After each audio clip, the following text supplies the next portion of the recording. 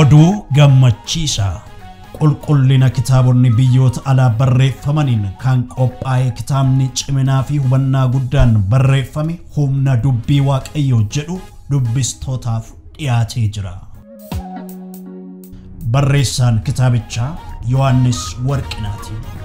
Kitaabichi qorannoo fi eeggannoo guddaan kan barreeffame waan ta'eef gaaffii isin qabdan baay'ee ni deebisa. Rakkoo hafuuraaf dinagdee iddoo dogoggorreetti uumamu isinitti argisiisuun furmaata ka'a. Namoota bebbeekamoo fi beektota saba bal'aa keessaa ba'aniin kan gulaalame kitaabichi dubbisanii gadduun jireenya dabarsanitti gaabbuun tasumayyuu hin yaadamu.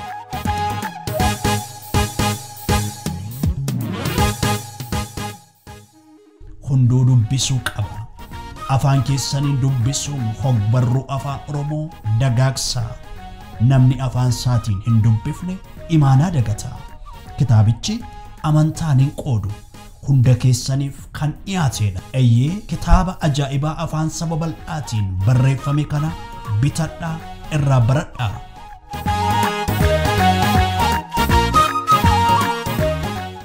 Dubbisuu yeroon mijataan ammuma. Namni kitaaba cimaa dubbisu waan cimaa yaada. Namni akkasii of gargaaree biyya isaa gargaara. Firoota firiyoota keessaniif bituun kennaa kabajaa godhaatii gumaachaa. Maatiin ijoollota keessaniif nyaataaf wayyaa duwwaa hin bitinaa fi egeree ijoollee keessanii tolchuudhaaf nyaata sammuu beekumsa ta'uuf kitaaba bitaa fi sammuu keessaniif kan ijoollee keessanii beekumsaan sooraatii gabbisaa. Kanatu gargaarsa addaan hin cinne kan isaan ittiin bor of gargaaran ta'afi. Kana gochuun lammii dubbisu haa oomishnu.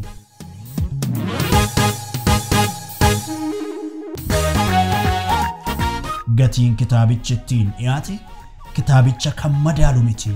Gatii rakasaan beekumsa guddaa qabaadhaa. Humna dubbii waaqayyoo horaa bulaa.